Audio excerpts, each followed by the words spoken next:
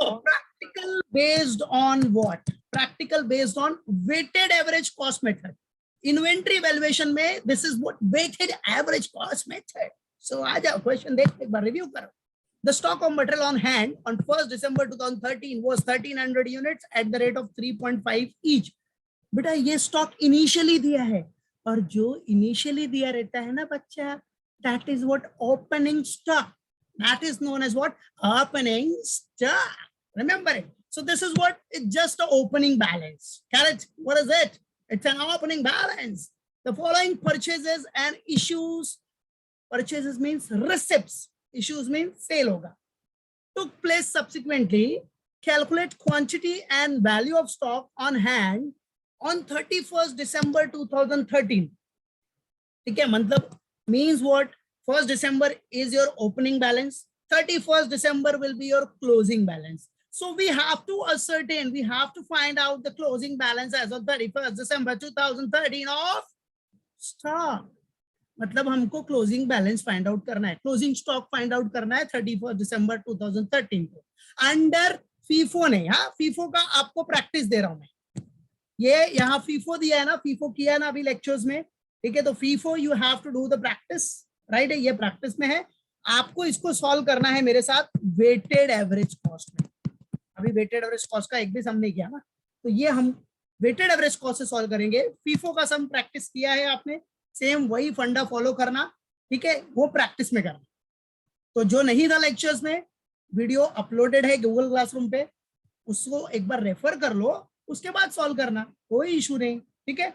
और ये weighted average cost का भी आज अपलोड हो जाएगा, डोंट वरी, ये लेक्चर्स का. चलो, डेट है, purchases quantity, rate per unit is given, ठीक है? अभी देखो बेटा, ध्यान देना, 2 दिसंबर है, आफ्टर दैट 4 दिसंबर, फिर 18 दिसंबर, फिर देखो ये सब आपका परचेजेस है, मतलब रिसिप्ट्स, ये सब परचेजेस है. बट आफ्टर दैट इश्यूज है, इश्यूज अपना वो वाला इश्यूज नहीं है, ठीक है? इश्यूज है मतलब सेल है, गया है, बराबर है? तो या तो सेल बोलो या तो गया, स्टॉक निकला, राइट? सो इश्यूज में 6th of December है, 8th of December है, 15th of December है, ये इश्यूज है. ओके, अब देखो बेटा, डेट देखो, डेट इधर 2, 4, 18 है, इधर 6, 8, 15 है. और कभी भी आपको जो डेट है ना, वो क्रोनोलॉजिकल ऑर्डर में लेना, जो डेट पहले आएगा उसको आपको पहले करना है. अभी देखो, सबसे पहले आप सॉल्व करते टाइम पे क्या करोगे, ये ओपनिंग बैलेंस, ठीक है? 1 दिसंबर, उसके बाद 2 दिसंबर आ जाएगा सेकेंड नंबर पे, मतलब ये फर्स्ट नंबर, ये सेकंड नंबर, फिर सेकंड के बाद आपका 4th आ जाएगा 3rd नंबर पे, फिर 4th के बाद 4 दिसंबर के बाद कौन सा आएगा, 6th दिसंबर, ये 4th नंबर पे आएगा. याद रखना, डेट वाइज जाना है, नहीं तो पता चला 4th दिसंबर के बाद 18 दिसंबर, ऐसा नहीं करने, डेट वाइज जाने का बाबा. Chronological order, follow the chronological order, date wise. 4th के बाद आपका 6 दिसंबर हो गया, 6 के बाद 8th दिसंबर है, ये 5th नंबर हो जाएगा. फिर 8 के बाद क्या आएगा, 8 के बाद अपना 15 है और 18 है, तो 8 के बाद कॉमन सी बात है 15 ही आएगा, ये नंबर 6 पे आ जाएगा. फिर उसके बाद 18 है, लेकिन एक नीचे इंफॉर्मेशन भी दिया आपको, देखो हाँ, इंफॉर्मेशन क्या दिया, स्टॉक वेरिफिकेशन. जब हम वेरीफाई कर रहे थे, स्टॉक वेरिफिकेशन कर रहे थे, तो हमको मालूम पड़ा क्या, स्टॉक वेरिफिकेशन रिवील्ड शॉर्टेज मालूम पड़ा. कितना यूनिट्स का, 25 यूनिट्स का अपने को शॉर्टेज मालूम पड़ा. 25 यूनिट्स का अपने को शॉर्टेज मालूम पड़ा ऑन 17 दिसंबर 2013. बेटा शॉर्टेज मालूम पड़ रहे बाबा, शॉर्टेज मतलब क्या, कम हुआ, कम मतलब इशू में दिखाना पड़ेगा. तो याद रखना, ये भी आपका इश्यूज में आ जाएगा 25 यूनिट्स. कौन से तारीख को, तारीख पे तारीख, कौन सी तारीख, 17 दिसंबर, ठीक है? तो 6 के बाद ये आएगा, देखो ऑर्डर में जाना, 6 के बाद ये 7th नंबर पे आ जाएगा, 7th वाला 17 दिसंबर, और उसके बाद 18 दिसंबर, है कि नहीं? तारीख कितनी इंपॉर्टेंट है, डेट्स आर वेरी इंपॉर्टेंट, इसलिए हम बोल सकते हैं तारीख पे तारीख, तारीख पे तारीख. यस, वो तारीख की तारीख अपने को फॉलो करनी पड़ेगी, नहीं तो मार्क्स में तारीख नहीं आएगी आपके, वो डिडक्ट हो जाएगा सब, ठीक है? तो याद रखना, ये ऑर्डर फॉलो करना है, और इसी के साथ अपने को वेटेड एवरेज कॉस्ट के under stock ledger, that is store ledger, we have to prepare it. Okay, so this is just a review of the question. Now we have to solve this question. Okay, so let's get ready everyone, come on.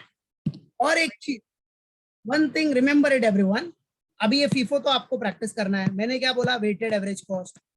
अब बेटा weighted average cost में कौन सा बोला मैंने, वो तो बताया ही नहीं. अरे कौन से मेथड से करना है वो तो मैंने बोला ही नहीं. तो आपको अगर कुछ नहीं बोला रहेगा एग्जाम में, तो आपको कौन सा मेथड फॉलो करना है, perpetual.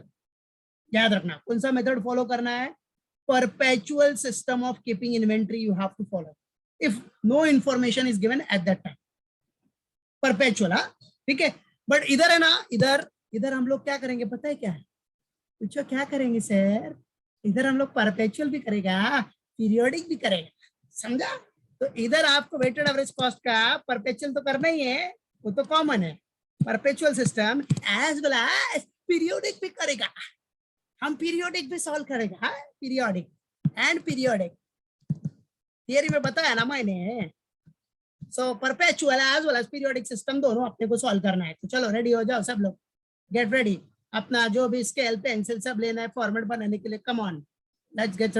Now see, for solving the sum directly stock ledger under weighted average cost method, at the top you have to show it, right? And in bracket show that is which system is this, perpetual system. So perpetual system of keeping inventory. Perpetual system of what, keeping inventory. So we have written here perpetual system of keeping inventory. इतना कर दिया. अब अपना format बनाओ. पहला column will be for date, फिर उसके बाद रिसिप्ट्स, फिर इशू एंड देन बैलेंस. अब उसमें भी चलो कैसा बाइफरकेट करना है आपने को, चलो. तो देखो अभी ये जो बाइफरकेट करना है, सी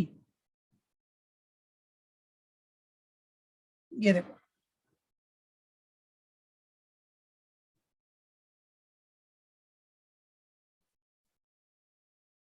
अभी अपना फॉर्मेट बन रहा है, अभी रेडी नहीं हुआ है. तो ये देखो, इसको ऐसा दिखा दो कि पहला हो जाएगा अपना रिसिप्ट्स, ठीक है. नहीं तो रिसिप्ट चाहिए तो मैं थोड़ा कलर दूसरा यूज कर लेता उसके. रिसिप्ट्स, ठीक है. ये first column you all know that is date, इधर रिसिप्ट्स हो गया. फिर आपका ये इशू, फिर इशू के बाद आपका आ जाएगा बेटा बैलेंसेस. व्हाट बैलेंसेस, ठीक है. चल अब इसमें भी ये फॉर्मेट में भी आपका बाइफरकेशन हो. चल तो रिसिप्ट में वही same units, rate, amount.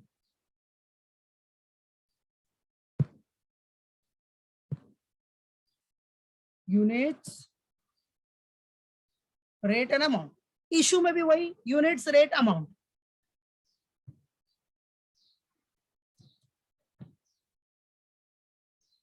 Units, rate, amount, units, rate, amount. Balances में भी सेम फंडा, units, rate, amount. Units, rate, amount. अब देखो कैसे आपको दिखाना, कैसे जरा देख लो फॉर्मेट. देखो इधर आपका आ जाएगा units, rate and amount in rupees, ठीक है. तो सिर्फ रुपीस का साइन दिखा देते हैं, अमाउंट इन रुपीस. इश्यूज में आना, इश्यूज में क्या होगा बेटा आपका यूनिट्स. और बेटा अब इधर क्या करना है आपको, इशू के टाइम पे वेटेड एवरेज रेट लेना है. What you have to take, weighted average rate. Remember what you have to take, weighted average rate.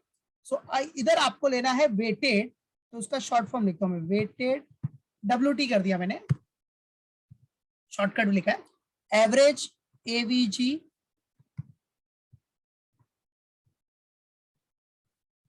Rate, ठीक है. यूनिट्स, वेटेड एवरेज रेट, और फिर अमाउंट इन रुपीस, रिमेंबर. और फिर फाइनली बैलेंस में भी वही यूनिट्स, वेटेड एवरेज रेट, और rupees, that's it.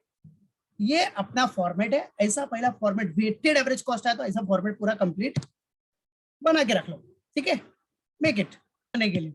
But now solve करने के लिए क्वेश्चन देखो, क्वेश्चन में ईयर क्या है आपका, दिसंबर 2013, मतलब 2013 ईयर है, ईयर क्या है 2013, तो दिसंबर 2013 है, तो एक ही बार एट द टॉप दिसंबर 2013 लिख दो, तो दिसंबर 2013 बार बार यूज करने की जरूरत नहीं पड़ेगी, फिर उसके बाद खाली आपको डायरेक्टली डेट दिखाना है। तो चलो at the top we will going to write December 2013, so here at the top what,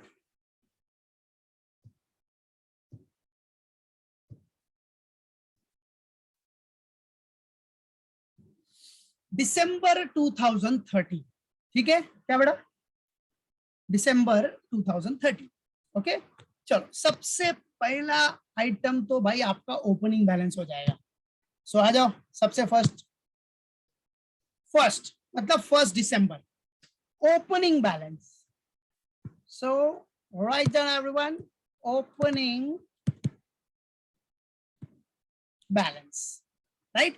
अब बेटा ओपनिंग बैलेंस है कितना, how much is this, opening balance is what, 1300 units, you can see here, you all can see here 1st December 2013 कितना है 1300 units at the rate of 3.5 each, 1300 units है at the rate of 3.5 each, so आ जाओ show करो, ये तो balance है, तो directly आपका बैलेंस में ही जाएगा, that is 1300 units, now it's balance, तो ये बैलेंस में ही जाएगा, 1300 at the rate of 3.5, चलो सब लोग अपना कैलसी लेके रखने का और कैलसी में कैलकुलेट करने का, 1300 into 3.5, very good, 4550, okay 4550, perfect,